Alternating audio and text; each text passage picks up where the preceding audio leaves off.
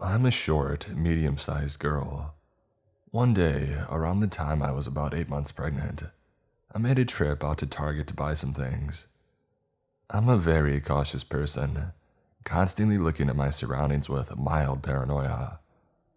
Mostly inherited from my mom, who raised 3 kids on her own, so she was always on guard.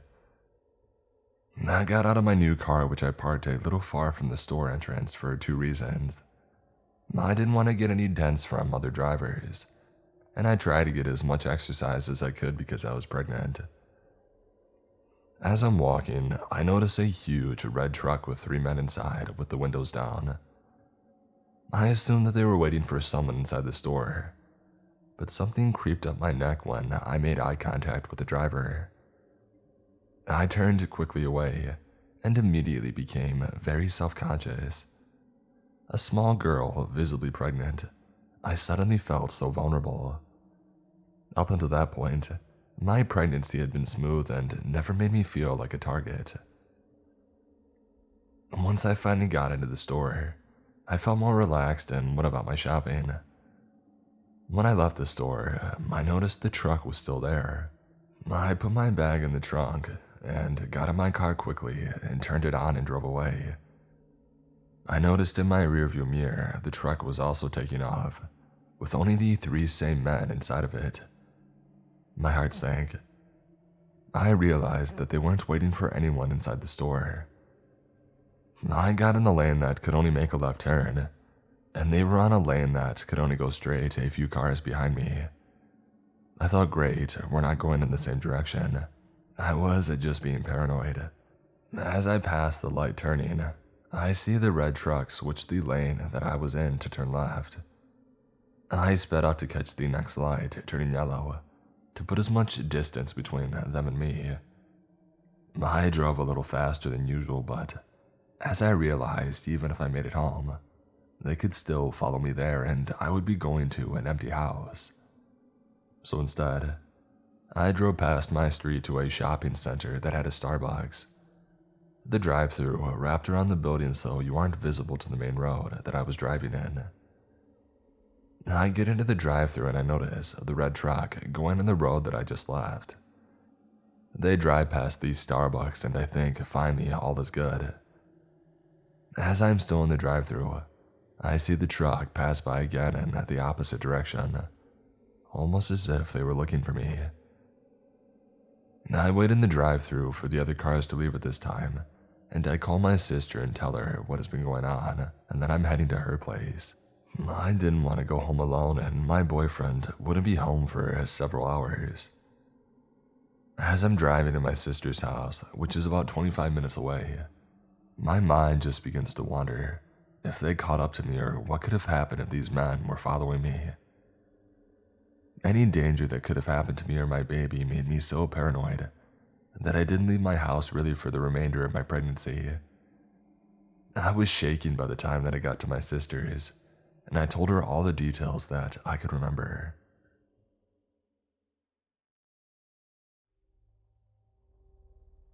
I'm a 20-year-old female, and the story that I'm going to tell you happened just recently. I've had many creepy encounters and experienced a lot of truly scary things during my life, so I figured out this would be the right place to collect all of it. I and my mother decided to go grocery shopping together 2 days ago, so we took the car and I don't have a license yet, drove to the nearest and biggest mall to get as many supplies as possible. Because of the ongoing lockdown for the pandemic, it's better to make only a few trips to avoid unnecessary contact. It took us a while to arrive there, and once we did, she pulled up near the stores when I could see a couple men. It is very common in my area to find people stationing in malls and supermarket parking lots, and they are usually quite harmless if you do as they say. They say that they're waiting for cars to come, and when this happens, they show the drivers some parking spots to ask what it's called. A protection fee, basically. You pay them, or otherwise, they'll be damaged under your vehicle. It is of course illegal, but the government here doesn't seem really bothered by these kinds of activities. Anyway, we met those illegal workers many times before, so It wasn't something too scary for us at first. My mother parked the car and then two of those came near her window and asked for the fee, which wasn't much luckily. While she was giving them the money, I looked out to the side that I was sitting in and then froze. There were at least 10 other men. 2 of them were fighting, I don't know over what, and 1 threw a punch too. Only when I looked closer, I saw something shiny. In his grip, there was a knife. I started freaking out internally because this situation was way more dangerous than it seemed at the beginning. The worst scenarios were running through my head. 2 women, 2 men with a weapon. I was then brought back to reality when my mother told me to get out of the car to reach the stores. So I immediately jumped out of my seat and got by her side, ready to protect her. But when I saw that she was chatting and exchanging jokes with one of the 2 dudes from before, I realized she hadn't seen the group of men that were coming towards us. My mom has a very sunny and friendly personality, which, let me tell you, can be a very dangerous thing around strangers. I'm not blaming her, I love my mother, but an excessive, expansive attitude can cost you a lot. I know sometimes I can come off as antisocial, but it's better to be careful and distant than having a knife on your throat. I quickly told her that we had to go, with urgency in my voice but keeping a cold and firm tone.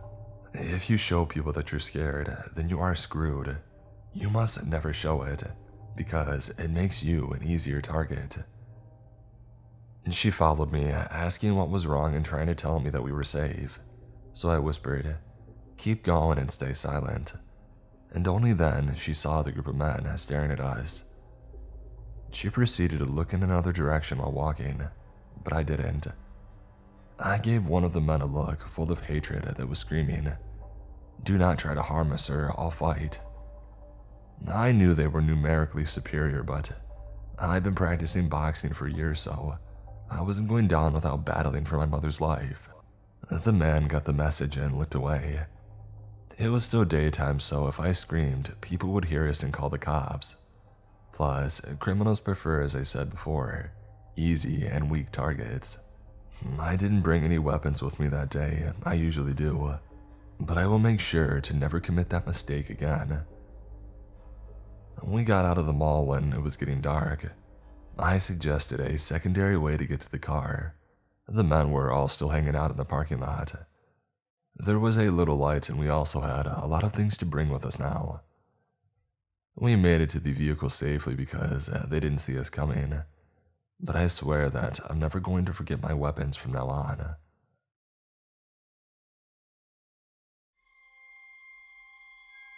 So, this might not be creepy, but it definitely unsettled me quite a bit, and has made me not want to get back to the grocery store for a while. Just the other day, I had to stop off at the grocery store to pick up a birthday cake for my client, and as I'm trying to put my things away into my car so I can get to work, I work as an in-home caregiver. This guy comes up asking for his spare change. He was trying to ask my name while telling me his and that he's a good guy, and that he had just fallen on some hard times, yada yada. I decided to be nice and give him a couple of bucks, but I accidentally pulled out a 5. I went to put it back and he was like, "I'm a good guy, you should give me that 5. I decided to take the good karma and just get rid of the guy, so I gave him the $5 and went back to load up my groceries. He stayed there, standing about a foot away from me, asking if I'm a nurse. I was in scrubs. If I have kids and if I wanted to go on a date. Do I have any drugs? What's my name? Why am I so pretty? I just kept telling him no and then went around to the driver's side of my car. Thank God I have a habit of locking my car with the remote and then hitting unlock once so only the driver's side is unlocked, because I saw him reach for the passenger side door. I asked him what he was doing and then he asked me for a ride. I yelled at him that I already had given him $5 and that he needed to leave me alone and stop bothering me, and then he needs to get out of here. He pulled on the door handle a couple of times and then muttered a bad name at me, and then wandered off to find his next target.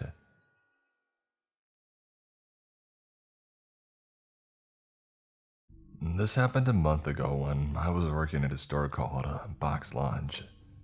It was on the upper level of a mall. I'm 16 and a dude, and I've worked there for maybe 5 to 6 months before this happened. I was working the late shift, which was from 6 to 9 p.m. that day. Store closes at 9, and that's when I would lock up and leave. I was working with one other person that night. Let's call her May. She was my age, but maybe an older by a month. She was a super fun person to hang out with and to work with. She was chill and not super talkative, which was great because I'm not talkative either. We went to the same high school, so we sort of knew each other and got along easily. I would even pick her up sometimes to go to work if we were working the same shift. Side note, totally not related to the story, but I think May liked me and I kinda hope so cause I really liked her too. Anyways, we were both behind the counter just talking and laughing. May I remind you that there was barely anyone in the mall because it was late, so that left me and May alone in the store for a while. So, as we're talking, this skinny man wearing a train conductor hat walks into the store. He was an older man, maybe in his 50s or a little bit older. He was wearing this dirty green jacket and badly ripped up jeans. This dude looked like he was homeless, but I didn't want to assume anything. May greeted him with a smile and he didn't pay attention to her, just kept on walking through the store. We kinda looked at each other with a sort of, yikes, what's up with this guy look. As he was walking through the store, I kept an eye on him, to make sure that he wouldn't try to steal anything. I didn't see him try to reach for anything, but he kept talking to himself and glancing back at May and I. Mainly May. I was getting a weird vibe off this guy. After about 15 minutes, the guy walked up to the counter and placed a Terminator Funko Pop on the counter. I asked him the usual cashier questions, which he didn't answer any of them. He wasn't even looking at me. He kept glancing at May, who was messing around with the computer. I don't think she noticed. I told him his total, and he pulled out a crumpled up $10 bill and handed it to me. He took the Funko Pop and laughed. No receipt, no change. He walked out and that was the end of it. May and I just talked about the guy and what had happened. Some chills and some laughs. Before we knew it, our shift was over and we began to lock up for the night. We headed out to my car in the parking lot. We talked and it felt like any other regular day where I would drive her home and see her next time that we worked. But this wasn't the same. When we got pretty close to my car, May noticed that there was something on my hood. I didn't see it at first because it looked small from where we were standing. When we came up to the car, I realized what it was, and my heart sank. And I think May's heart did too because of the look on her face. It was the Terminator figurine that the weird man had bought in the store. I picked it up and looked at it. May was freaking out and looking all around the parking lot, trying to find the man. It didn't make any sense to me. How could this guy know which car was mine? I looked up and joined May in looking around the parking lot. And then I noticed this same man standing under one of these street lamps in front of me. It was like something out of a movie because once he saw me look at him, he began walking towards us slowly. I told May to get in the car and she didn't object. We both jumped in and I left the parking lot as fast as my car would go. We were both freaked out and we were trying to figure out what just happened on the drive to her house. Over the next week or so, we talked about it at school, at work, and to each other. We never told anyone because they probably wouldn't have believed us.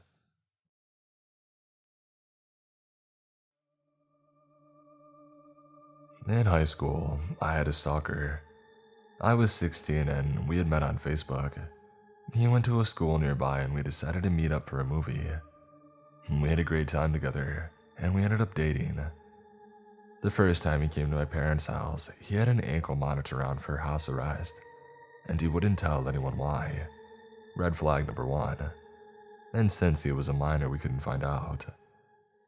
My parents obviously didn't allow us to hang out. so we would hang out at his house or around town at the YMCA camp. I was rebellious and naive at the time. Things started to get weird when I noticed his family was pretty odd. One day, we were getting it on in his bedroom and I saw his father looking in through the blinds. I screamed and called him out on it, and his dad ran off. The stalker guy told me that his dad was just into redheads, and he liked to watch us, so this hadn't been the first time. I went to leave and his mom was doing drugs in the kitchen, so I decided it was probably time to break up. This is when it got bad. He started crying and he told me that he's in cancer treatment and that's why he needs me. He doesn't have long to live, blah blah blah. I believed him and told him that we could be friends. And this is when the stalking had started. He switched schools to my high school but never went to class. He would just stand outside of my classroom looking inside until it was a passing period. When I would leave the classroom, he wouldn't address me. He would just follow about 10 to 15 feet behind me to my next period and stand outside the classroom again. I was too intimidated to say something to him. He was about 6'4" and a very heavy-set guy, so I kind of let it happen for weeks. It started to progress to where he would follow me home every day. He would get on the same bus as me, despite living across town, and walk 10 to 15 feet behind me all the way to my house. He would stand outside, just staring up at the window until around the time my parents got home, and then he would just leave. Finally, I told him to screw off and to leave me alone. I told him that we could no longer be friends or acquaintances and to forget about me. However, that escalated things way further. I started getting about 150 calls a night. Half of them were him screaming death threats and in detail methods on what he wanted to do to me, and the other half were him singing me love songs that he wrote on his guitar. Every time I blocked his number, he seemed to just magically get a new one and leave more messages on that. I woke up one day to see that overnight, he had left me one of those dancing, singing snowmen on my porch.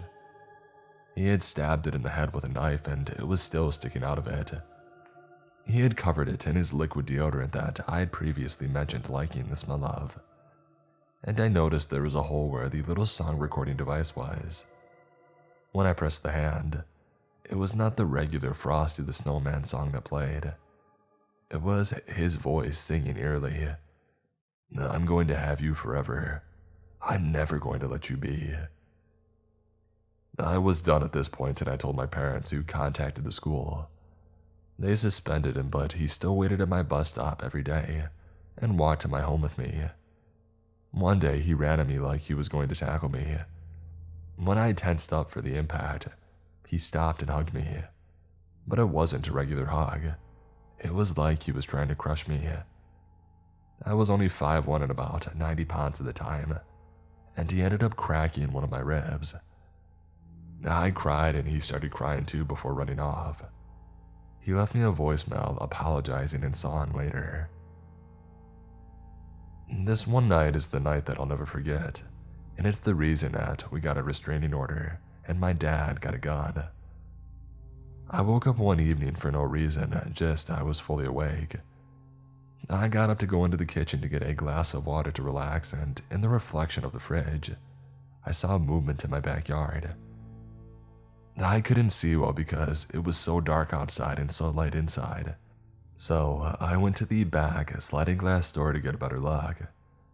When I got closer, I was met with the silhouette of a 6'4" man just standing outside the door.